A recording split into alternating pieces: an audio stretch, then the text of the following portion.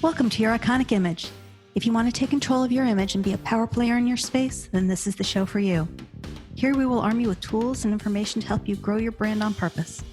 I'm your host, Marlana Semenza, photographer and visual strategist. Now let's dive into today's episode. Traci Fenton is the founder and CEO of WorldBlu, a globally recognized keynote speaker, author, and coach to CEOs and top leaders worldwide. Welcome, Traci. Great to be with you. Thanks for having me. So today we're going to talk about a fearless mindset. And first, let me ask you what you really mean by fearless. Is it just fearing less? Is it absence of fear? Talk to us a little bit about that so we have a basis. That's a great question. So fear, there's a lot of ways to look at what fear is. A lot of people, when they think of fear, they think of the acronym false evidence appearing real, which I love as a way of describing fear. I like to think of fear as a limited point of view. A limited point of view of what we're capable of and what we're capable of doing. And why I say this is because the brain research tells us that the average person thinks 60,000 thoughts a day. And 80% of those thoughts are the exact same thoughts we had the day before.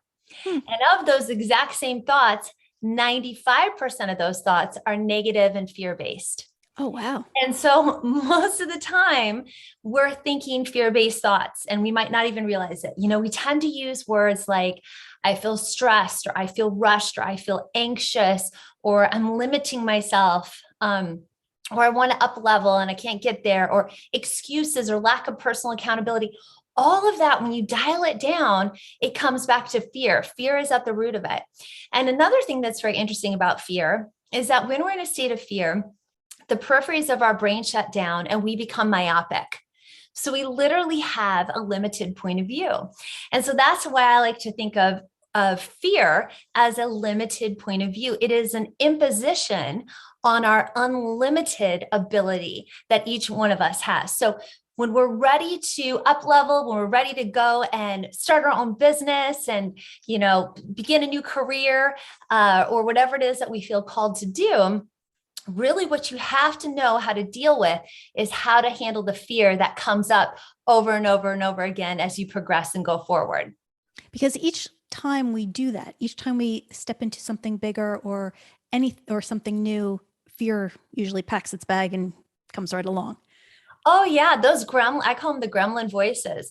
The gremlin voices come in and they want to yippity yap in your ears. And that's why we developed a 5-step practice for how to overcome fear. We call it the power question practice. We teach it at WorldBlu to all of our members who are part of WorldBlu. And it's a lifelong tool that you can have to literally handle any fear you may have in your life, whether it's a personal fear, a professional fear, a relationship fear, a business fear, a health fear, whatever it may be. You can put it through this 5-step power question practice and literally have a breakthrough just like that. Well, go ahead. Hit us with what they are then. All right. What are the questions? All right. So I want to share this with you. And for all of your listeners, I'd like you to just kind of play along with me. You can grab a piece of paper if you want as we talk this through. Grab your phone and write this down. This is the gift that I want to share with you. And before I share the 5 steps of the power question practice, I want to share with you where it came from. Because for me, when I was in my mid-20s, I was living in Washington, D.C. I had started my company, WorldBlu. I was a full-time graduate student. I was also working for the NASDAQ stock market. I was traveling all over. I was living a crazy life. It was just busy, very, very, very busy. Talk about up-leveling on every level. And when I was about 25, I ended up calling a spiritual mentor of mine. And I said, I am totally overwhelmed. I'm totally stressed out. I kind of barfed out all my problems to her, and she listened patiently. And then she said, Traci, I have just one question for you. I'm like, what? What is this one question? And she goes, what would you do if you weren't afraid? What would you do if you weren't afraid? And her question kind of startled me because I didn't think I was afraid. I thought I was just stressed out. I didn't realize how much fear was impacting what I was and wasn't doing, the opportunities I was taking, what I was going for. So literally in a moment with that question, what would I do if I weren't afraid? And my ability to self-reflect and be honest with myself, I thought, wow, I would change this, this, and this. And it was just like everything clicked into place. So I started to call that question, what would you do if you weren't afraid? The power question. Because when we're in fear, right, we're not in our power. But when we're acting from freedom, we are in our power. And so that's what I want, is for each one of us to be in our power so that we can realize our full potential and greatness and go for our dreams. So I started teaching the power question and taking people through it. Oh gosh, probably I started my company 24 years ago, WorldBlu, but I started teaching this probably about 15 years ago. And I've taught what I'm about to teach you all to thousands of leaders now around the world, and they've all had massive breakthroughs. And in the process of teaching them, what would you do if you weren't afraid, and how to work with that question, I realized some people, it was a little bit hard for them to break through just with that one question. So as I finessed it, I eventually came up with these 5 questions, which are in my forthcoming book called Freedom at Work. And they're the 5 questions that I will walk you through now. So that's a little bit of the backstory of behind what I'm going to teach you. So now with that said, here's what I'd like anyone to do listening. I'd like you to think about a challenge you're facing. So it could be a personal or professional challenge.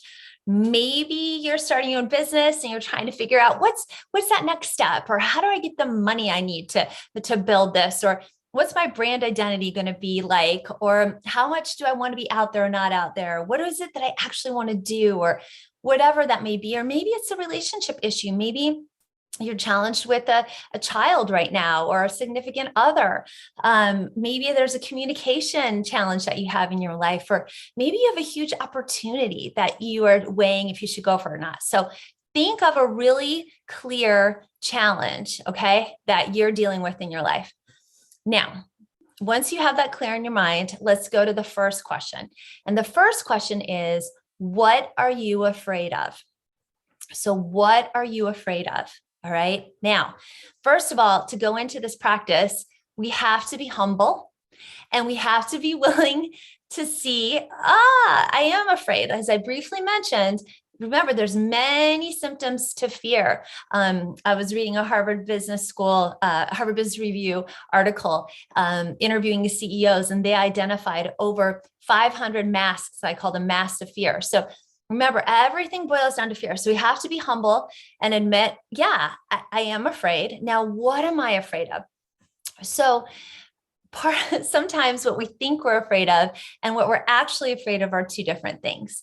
So we may say, well, I'm afraid that if I put myself out there, what if my business doesn't take off? Or what if I don't have enough money? Or what if I fail? Okay. And so all those things. And what I've found in the coaching work that my team and I do with top leaders around the world is that almost everything comes down to the same core fears. And the same core fears are usually, what if I fail? And I'm afraid that I'm not good enough. Right. And the ultimate fear is fear of death in some way. And it's not just literal death. It can be death of your reputation or your image or your finances. Okay. So it usually boils down to the fear of failure, the fear of others' opinions of us. Okay. And so on and so forth. So those core fears of really that I'm not good enough. I'm not going to be good enough to rise to the occasion.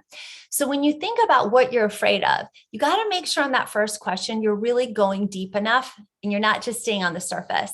And I can't even tell you how many people have had breakthroughs just realizing what it is that they're actually afraid of. Because again, it's often not what we think. Okay, so that's the first question. What are you afraid of? The second question is, why are you afraid? Okay, why are you afraid? Is it because of something that happened in the past that you're now projecting into the future? Is it because you saw someone else go through a challenge and now you're thinking this could happen to me?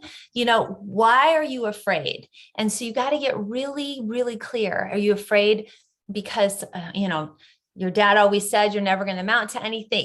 Is it other people's opinions, whatever it may be? Why are you afraid? Get really clear on that. So that's the second question. let me just ask you this. Yeah. How many people with that second question is the fear based on what other people have told us or led us to believe? Yes.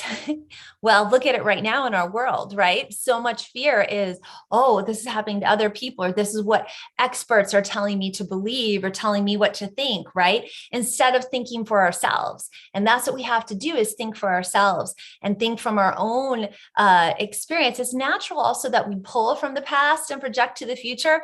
That isn't exactly a healthy thing to do. So we have to make sure we, stay in the present. And so often, again, we're limiting ourselves because of others' limiting beliefs, or because of basically made up limiting beliefs that we're projecting into the future. And I also talk about this in my book, Freedom at Work, is 80% of what we worry about never comes true. Never comes true. That is a proven fact. 80% of what we worry about never comes true. Well, then you may say, yeah, but what about the 20% that does come true? And so what the research finds is that of the 20% that actually may come true, most people find that they're able to overcome the challenge. And there's always a silver lining, right? There's always a silver lining. We all know what it's like to go through hard times, but we also grow, and our characters grow as a result of that. So yeah, it's a very important question, but we have to remember as leaders to think for ourselves. And that's a part of being fearless, not having others think for us, but doing our own critical thinking. So the third question is the power question, which is, what would I do if I weren't afraid? So you've now identified, what am I afraid of? Why am I afraid? And now, okay, so what would I do if I weren't afraid? And what you really want to make sure you do here is you identify what it is you would do if you weren't afraid. Sometimes I've seen people, they're so in their story of their fear, and they've built such a sense of identity out of their fear that they don't even want to imagine what they would do if they weren't afraid. Like, that actually feels scary for them, because it means that they're going to have to give up their old sense of identity as they outgrow it. So you want to really think through, what would I do if I weren't afraid? What action would I take? What conversation would I have? What new thought would I have? Now, obviously, as we're talking about fearlessness here, we're not talking about reckless fearlessness. We're talking about responsible fearlessness. So this isn't about, well, if I weren't afraid, I know what I would tell my boss, or if I weren't afraid, I know what I would say, no. What we're talking about is that responsible fearlessness. What action would you take that's going to enable you to live more of your purpose and your potential? That's what we're talking about here. So what would you do if you weren't afraid? Let yourself think big. Let yourself really expand into that question. I remember one time I was teaching this to an executive team of a company out in LA. And we got to this question, what would you do if you weren't afraid? And I remember the CEO, they were all sitting around the table, and the CEO goes, big exhale, and just like, I know what I would do if I weren't afraid. And that's how it should be. It should feel like this, oh my gosh, back to my mentor who said that to me, what would you do if you weren't afraid? I was like, because see, you've been in fear. You're thinking like this. That's that limited point of view. Now, all of a sudden, boom, I know what I would do if I weren't afraid. That's that expansive sense of freedom, not fear, not restraint, not constraint, but that's what we're going for here. So what would you do if you weren't afraid? Now, the fourth of 5 questions is, okay, so how would you now feel without the fear? How would you feel without the fear? Well, you can imagine all kinds of words come up: relief, joy, excitement. I would feel energized. I don't know about you, lady, but I've had my times when I'm in fear, and boy, sometimes it is such a fog on your thinking, and it's exhausting, right? I've had some times in my life where I am just like plodding through, feeling so fatigued because I'm working through a fear, and no amount of caffeine is going to get you out of this, right? It's when you have that breakthrough through the fear, you feel that energy come back to you. And I think, again, most of us are operating, whether it's with little fears that pile up, and then of course there's the big fears, and it really can weigh you down and really create that fatigue. And so that's why this mental work of really just overcoming that fear it just energizes you and it gives you joy. So yeah, give a question. Let me ask you this. Yeah. How often when we are in that like exhaustion phase or mental fog or any of that, how often is that usually fear? I think almost all the time. I think there's so much like, look, I'm not a psychologist, I'm not a doctor, any of that, but I think so much of the talk about mental health and all these mental things, often it really comes down to fear, and we don't have the tools to handle the fear. And that's why I wrote this book. That's why we're doing the work we're doing, is we want people to have the tools to handle the fear, because so much the fear weighs you down. And the fear creates this paralysis, right? Where we don't want to take action. We don't want to move forward because we're so afraid of what others think of us, or what if we fail, or what if, all these hypotheticals. And sometimes it's not a hypothetical. Sometimes we have failed, and sometimes others do think poorly of us. And that's part of life. That's part of like, look, I mean, I built my own company from scratch. I've made a million mistakes. But my worth doesn't come from those things, and that's a whole nother thing we talk about at WorldBlu, is where does our worth come from? So you have to know your worth. You have to know your purpose. You got to get grounded on the rock, and you have to be able to also forgive yourself. Here at WorldBlu, we don't talk about mistakes. We talk about learning moments. And I actually got that from one of our clients we work with, is called WD-40. And Gary Ridge is the CEO, and he's a good friend of mine now. And he taught me that.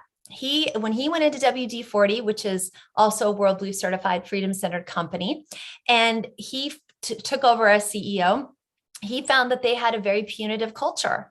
And that created a culture of fear in their workplace.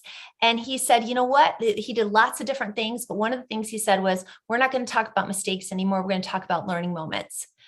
And we've adopted that rather into my company and with my team. And we teach it to our clients worldwide. And so we have to be willing to forgive ourselves for mistakes. We have to be able to see them as learning moments, learn from them, and then you go higher. You can't up level without making mistakes, That's how we learn. That's how we grow. Take what you need from it, brush off the dust on the rest of it, and just keep moving forward. And don't let it all stick to you, because all that, again, is just fear-based reasoning. And that's really not serving you in any way. Yep. So how would you feel without the fear? Probably a lot more energized and ready to get up and go. And that's what we're going for here. And then the last question of the 5, and this is so important. That last question is, why is it okay to let the fear go? Why is it okay to let the fear go? And you have to find your answer within about why is it okay for me to break through this fear and go forward? For some people, it's a very logical thing when you step back and go, I don't think I'm actually going to end up under a bridge. I think someone might, if everything fails, I think there's a way, or maybe you're a spiritual person. I'm a spiritual person. And so I think, well, I believe the universe is good. I believe love is going to open the way, and I don't need to be afraid. And I can take whatever that next step is and just let it unfold and see how it unfolds. So you have to be clear about why you can let it go. It's very popular, the phrase, let it go, but why can you let it go? We can't to me, it's too hard to just say, let it go. Well, why? What is it that you're trusting in that allows you to let the fear go? So that's what you want to identify. So again, those 5 questions are, what are you afraid of? Why are you afraid? What would you do if you weren't afraid? How would you feel without the fear? And why can you let the fear go? And that's what we call the power question practice, because it's literally a daily practice that you can do. And I would invite your listeners, and this is something we do at WorldBlu, we have a whole course on this called Fearless Mindset that people can take when they become a member of WorldBlu.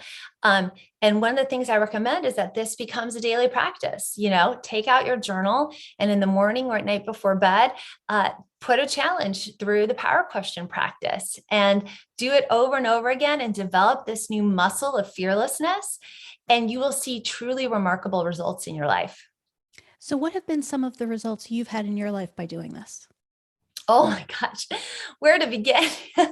I mean, I've been doing this for 15 years, almost every day. I think the fact starting my business on my own and having been so successful, I grew up my business from absolutely nothing to we've now worked with clients in over 100 countries.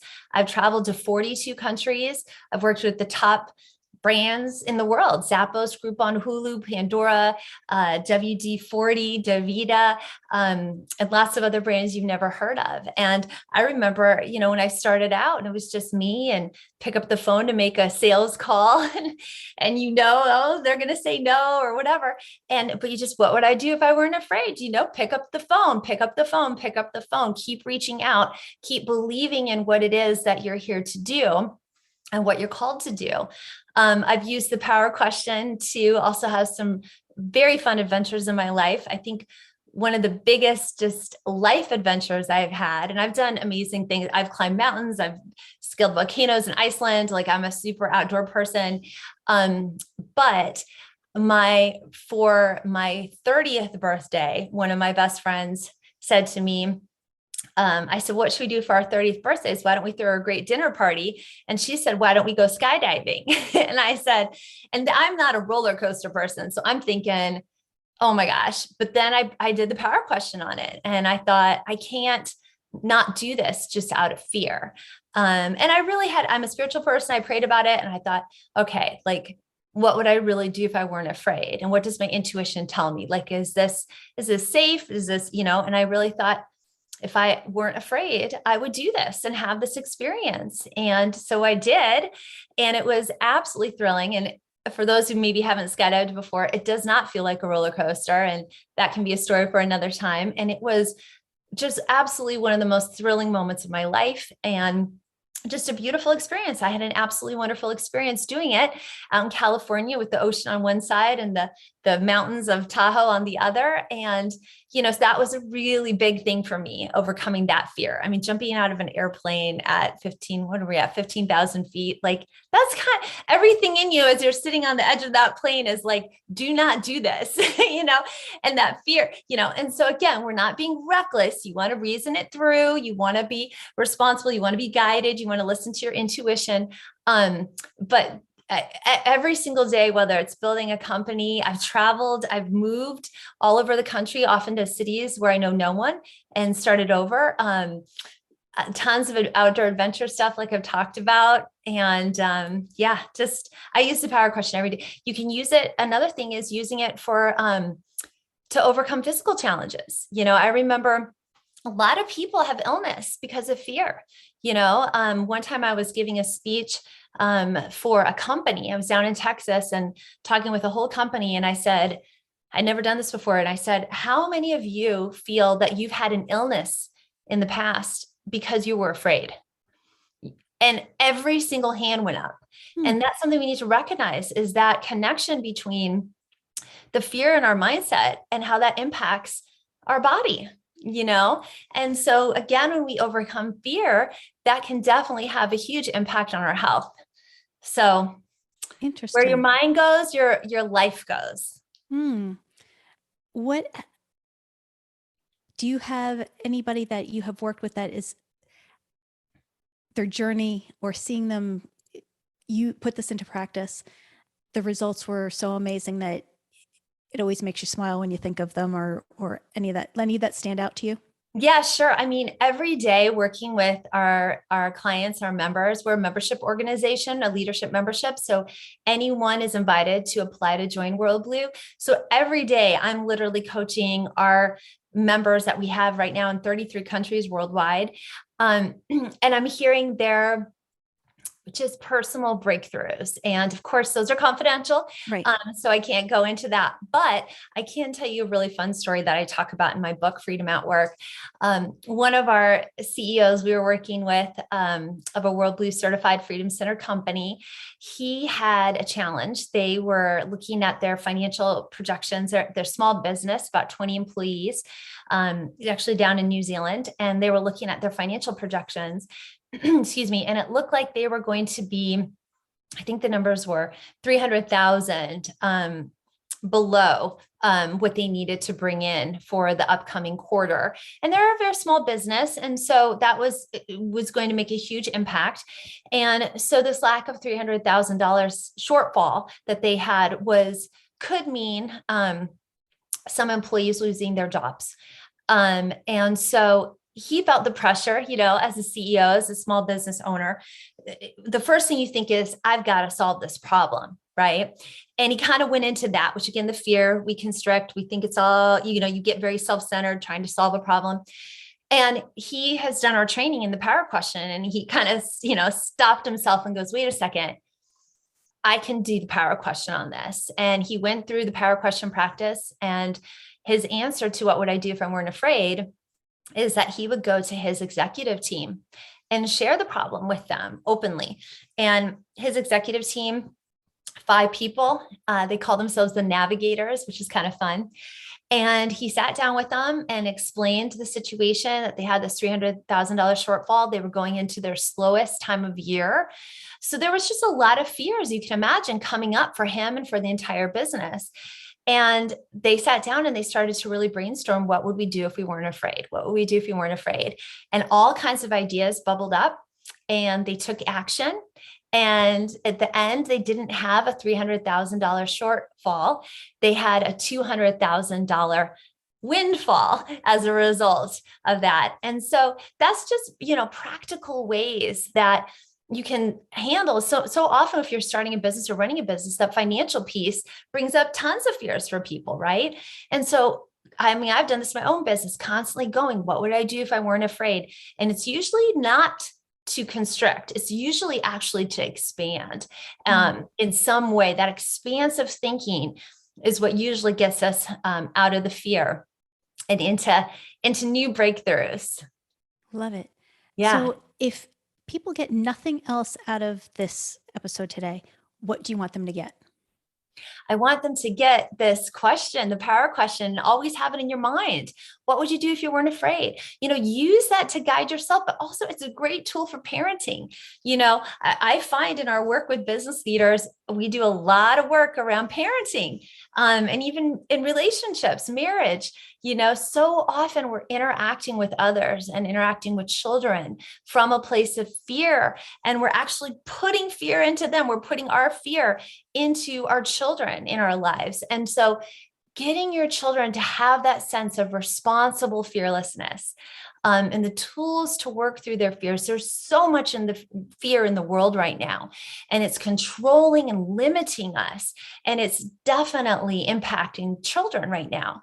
And so we as adults have got to start to really help kids work through their fear. You can teach them the power question practice. I have 2 nephews and a niece. They're now 17, 15, and about to be 13. I've taught them the power question practice from day one. I'm very involved in their lives, and I'm constantly talking with them about overcoming fear. What would you do if you weren't afraid? And helping them have these breakthroughs. So it doesn't matter how young you can help children, whether it's friend issues, bullying issues, homework, school, anything like that, handling the fear, handling it, modeling it as an adult, and helping children and the people you love in your life break through their fears. If they're ready, sometimes people aren't ready. And if you force it on them, you're going to have, the ego pump comes up. I'm not afraid. I don't know. I've had many times in doing this, sharing this around the world in speeches and whatnot, that often it's men who will come up to me afterwards and say, I didn't think I had any fear until you did this exercise. I do an exercise called a fear purge, where I invite people to write out every fear they can think of.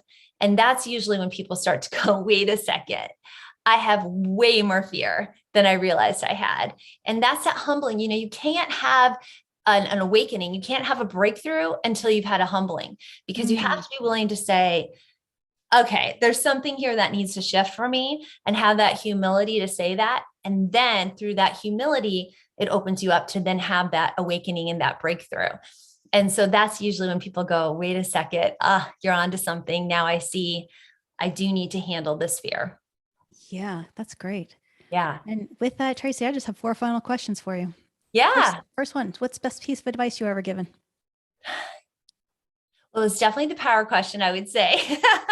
But if I were to say another, I was very blessed to have the world's best father. He passed away when I was 25, my father, John.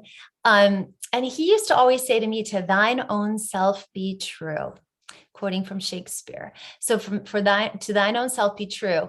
And that has helped me navigate major decisions and minor decisions too, of, okay, does this resonate with my intuition? Is this my highest sense of truth and what I'm uniquely being led to do? And when I'm true to myself and that inner guidance, it always works great. When I'm not, then things come off the rails. So yes, to thine own self be true. Share with us one thing on your bucket list. Oh my gosh. Well, my ultimate goal for WorldBlu is to build a leadership campus and community for leaders from around the world who believe in leading with freedom and organizational democracy rather than fear and control. So that's the big bucket list thing that we will achieve.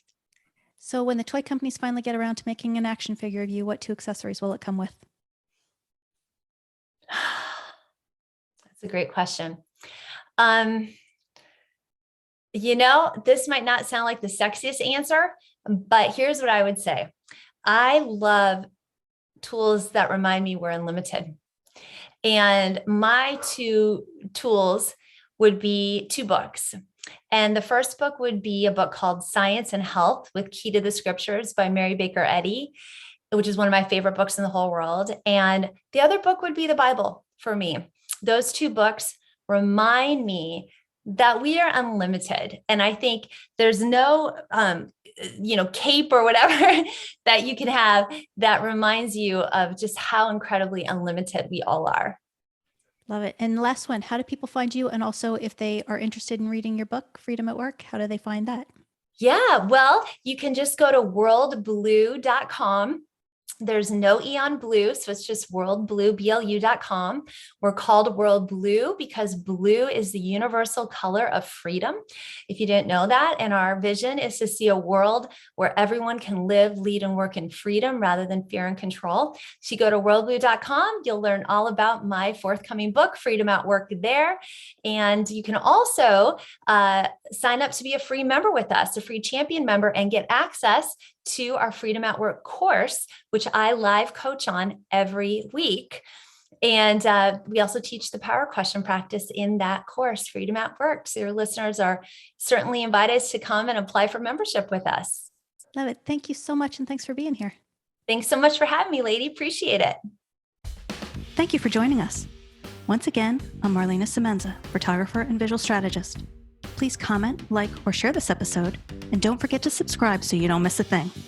For more information on how I can help you create your iconic image, visit marlanasemenza.com.